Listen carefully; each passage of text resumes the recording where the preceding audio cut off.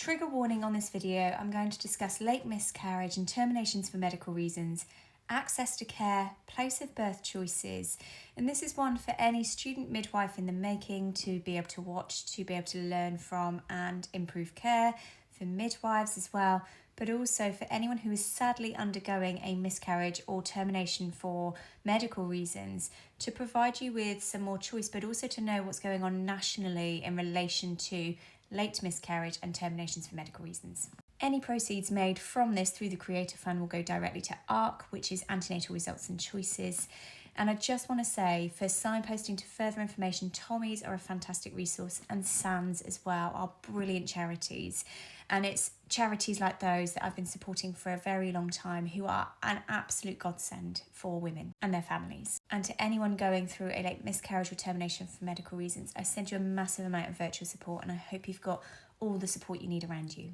I want to say a massive thank you to Purple Frog for asking me to share her experience to raise the awareness around the gestational age that is often in place around late miscarriage and termination for medical reasons, the bereavement care and support, also for enabling others who may be going through termination for medical reasons or late miscarriage to be able to understand their choices and their options and what they can ask for a personalised care plan perspective. I'm going to read her experience word for word.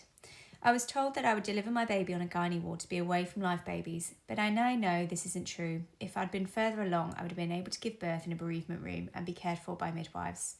Instead, I gave birth on a gynae ward. No one talked about me giving birth or about my baby. It was all about the tablets I would take and when. After my baby was born, no one prepared me for what she would look like or called her beautiful. I'm so grateful for the memory box, the handprints, and there was one very kind nurse, but it wasn't like my previous experiences of being cared for by midwives. One nurse talked about my baby being in the fridge, and I understand that some people having a termination for medical reasons at this gestation would view it as a medical procedure, but I was giving birth to my baby. Not being offered the bereavement room with midwives made me feel like the hospital made my baby mattered less. So I'm just going to start with the point of having rigorous gestational ages for access to delivery suites and labour wards. There is huge variation across the country in when women can access labour wards, delivery suites, maternity triages. In some areas it's as little as 14 weeks and as early as 14 weeks. In other areas it's as late as 22 weeks, for example. This can often depend on the size of your hospital, it can depend on your location, what services are commissioned. Now, we do know that there are more late miscarriages and more terminations for medical reasons under 22 weeks. So there is a greater need for accessing care under this gestation. As that pregnancy continues, the chance of late miscarriage, the chance of stillbirth decreases as that gestational age increases until around about 41 to 42 weeks. Now, in terms of system level aspects, that does mean needing more resources, needing more rooms, for example, maybe considering more bereavement suites. But it is so vital to help make that care personalised to that individual family. What works for one family will be completely different to another.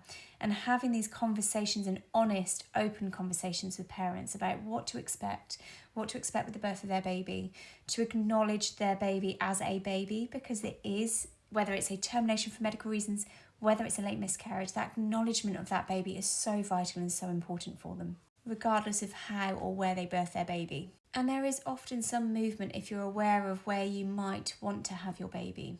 And what I mean by that is I've certainly, when I was in my student midwifery training, gynecology ward was full, there were no side rooms. So what we would sometimes do is if our bereavement suite where I trained was available, we would have women having late miscarriages and terminations for medical reasons there. It becomes more of a challenge if that bereavement suite is in use though, sadly. And this really is where one size fits all does not work, because there are some women who will struggle more in a delivery suite environment, in a bereavement suite, having a late miscarriage termination for medical reasons.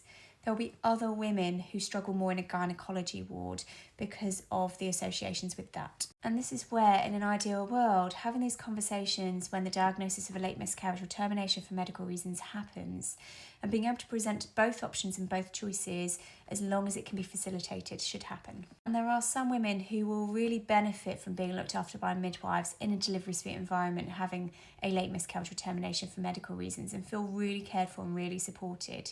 There are other women who, as I remember from my student experience, she really struggled because the main entrance to be able to get through to the bereavement suite was through a very busy labour ward environment.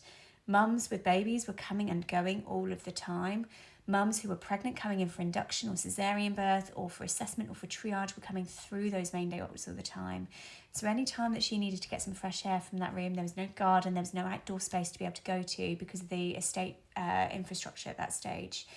She really struggled every time that she would walk in and out because she was losing her baby while others were coming in to have their live babies. But I've also, on the flip side, heard stories where women have gone into a gynecology ward where actually they've not received the support that they may have done in a bereavement suite with a midwife looking after them. And this has been reviewed at national level several times over the years. Let's start with this one. The NHS Improving Quality in 2014 published a paper on the review available for loss in early and late pregnancy for women.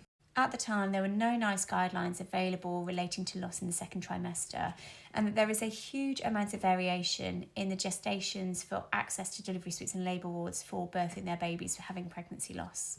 And then there was the government response in 2023 in relation to pregnancy loss. Now, this is the paper that brought in the acknowledgement and the baby loss certificates. There are 73 recommendations that were made in that review. Recommendation 57 really focused on the capital investment needed to increase bereavement suite provision across maternity and gynecology services. And Recommendation 57 focuses on the capital investment to improve bereavement suite services, to increase access and provision to bereavement suite services.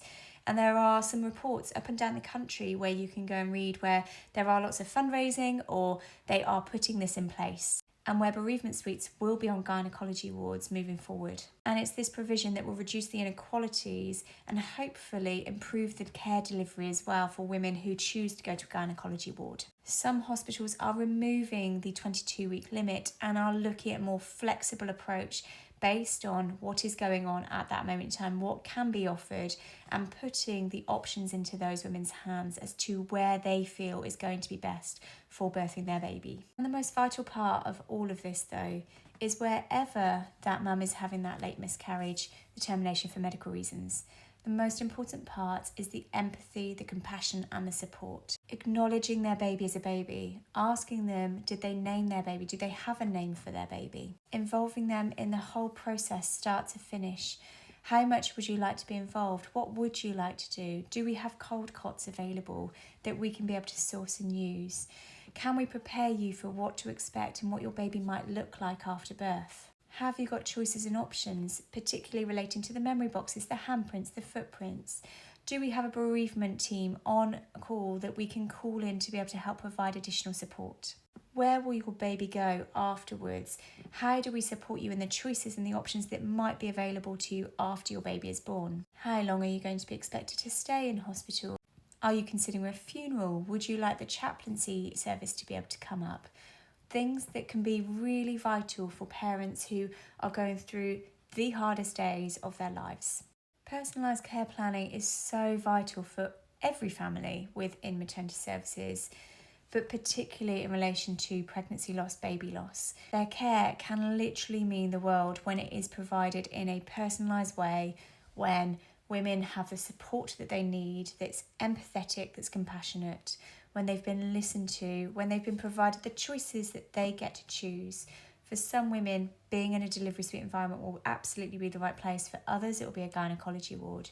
But it's placing those options into those women's hands and asking them what feels right to them, what would they like to do, and having that full preparation of what to expect when their baby is here.